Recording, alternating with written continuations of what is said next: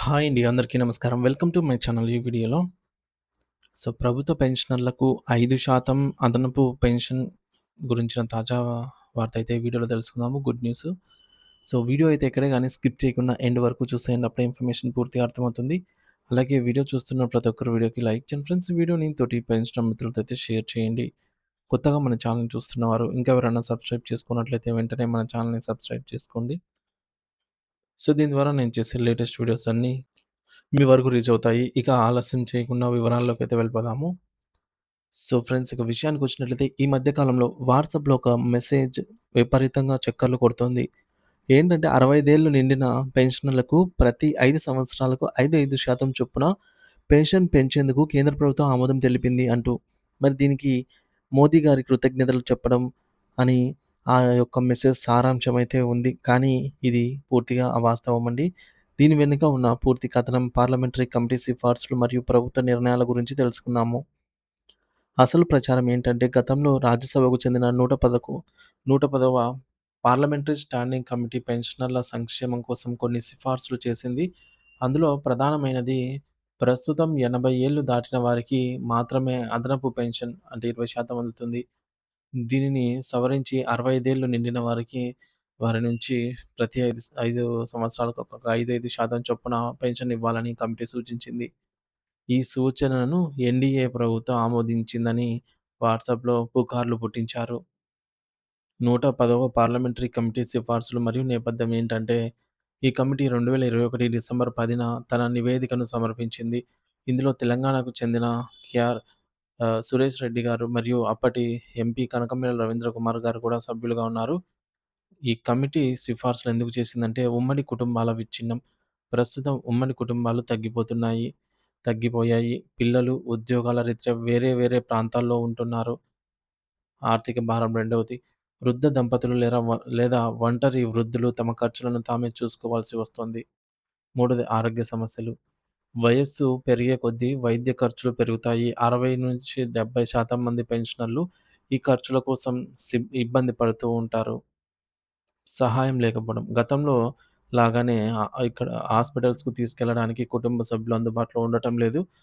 వీటిని దృష్టిలో ఉంచుకొని 65 ఏళ్ల నుంచే 5% పెన్షన్ పెంపు ఇవ్వాలని, అలాగే ఫిక్స్డ్ మెడికల్ అలవెన్స్ ఎఫ్ఎంఏ నెలకు రూ. 1000 నుంచి 3000కు పెంచాలని కమిటీ కోరింది. మరి దేశంలో పెన్షనర్ల లెక్కలు డిసెంబర్ 2020 నాటికి కమిటీ సేకరించిన గణాంకాల ప్రకారం కేంద్ర ప్రభుత్వ పెన్షనర్ల వివరాలు ఇలా ఉన్నాయి. సివిల్ పెన్షనర్లు 10,95,352 మంది. అలాగే రక్షణ శాఖ డిఫెన్స్ వారు 32,77,442 మంది. పోస్టల్ డిపార్ట్‌మెంట్ సంబంధించిన పెన్షనర్స్ 3,31,358 మంది. రైల్వేకి సంబంధించిన వారు 15,30,30,268 మంది. టెలికాం రంగానికి సంబంధించి 4,38,498 మంది. మొత్తం సుమారు 66,73,421 మంది పెన్షనర్స్ ఉన్నారు. కేంద్ర ప్రభుత్వం ఎందుకు వీరిని తిరస్కరించింది? అసలు నిజం. పార్లమెంటరీ కమిటీ మొత్తం 62 పేజీలతో 28 సిఫార్సులు చేయగా, కేంద్రం కేవలం 5 సాధారణ సిఫార్సులను మాత్రమే ఆమోదించింది. 65 ఏళ్లకు పెన్షన్ పెంపనే ప్రతిపాదనను కేంద్రం నిర్బంధంగా తిరస్కరించింది. తిరస్కరణకు దారితీసిన పరిణామాలు. మొదటిది, శాఖల మధ్య ఉత్తరాల మార్పిడి. పెన్షన్ శాఖ ఈ ప్రతిపాదనను డిపార్ట్‌మెంట్ ఆఫ్ ఎక్స్‌పెన్షర్‌కి పంపగా, వారు దీనిని ఆర్థిక వ్యవహారాల శాఖకు పంపారు. రెండోది, ఆర్థిక శాఖ అభ్యంతరాలు, ఆర్థిక భారం. ఇప్పటికే నేషనల్ పెన్షన్ సిస్టమ్ ఎన్‌పీఎస్ కింద ఏటా 2,00,000 కోట్లు ఖర్చవుతున్నాయి. పాత పెన్షన్ స్కీమ్ ఓపీఎస్ కూడా భారం పెరుగుతోంది అంటున్నారు. ఇక పెరిగిన ఆయుర్దాయం. గతం కంటే ఇప్పుడు మనుషుల ఆయుర్దాయం పెరిగింది. అంటే పెన్షనర్లు ఎక్కువ కాలం జీవిస్తున్నారు. వారు తొందరగా చనిపోవటం లేదు కాబట్టి పెన్షన్ ఎక్కువ కాలం ఇవ్వాల్సొస్తోంది. దీనివల్ల ఖజానాపై భారం విపరీతంగా పడుతోందని ఆర్థిక శాఖ పేర్కొంది. రాష్ట్రాలపై ప్రభావం. కేంద్రం దీనిని అమలు చేస్తే రాష్ట్ర ప్రభుత్వ పెన్షనర్లు కూడా ఇదే డిమాండ్ చేస్తారు. ఇది రాష్ట్రాల ఆర్థిక పరిస్థితిని దెబ్బతీస్తుంది. ఈ కారణాలతో జూన్ 1, 2022న ఆర్థిక శాఖ ఈ ప్రతిపాదనను అధికారికంగా తిరస్కరించింది. ఇతర సమస్యలు. కమిటీ గుర్తించినటువంటి మరికొన్ని సమస్యలు ఇప్పటికీ ఉన్నాయి. పెన్షన్ పేపర్ల సమర్పణలో జాప్యం. అలాగే ఫ్యామిలీ పెన్షన్ వివరాల్లో పేర్ల తప్పులు, డెత్ సర్టిఫికేట్లు, ఆధార్ లేదా పాన్ కార్డుల మధ్య పేర్లు తేడా ఉండటము, సింగిల్ అకౌంట్‌ని జాయింట్ అకౌంట్‌గా మార్చుకోకపోవడము.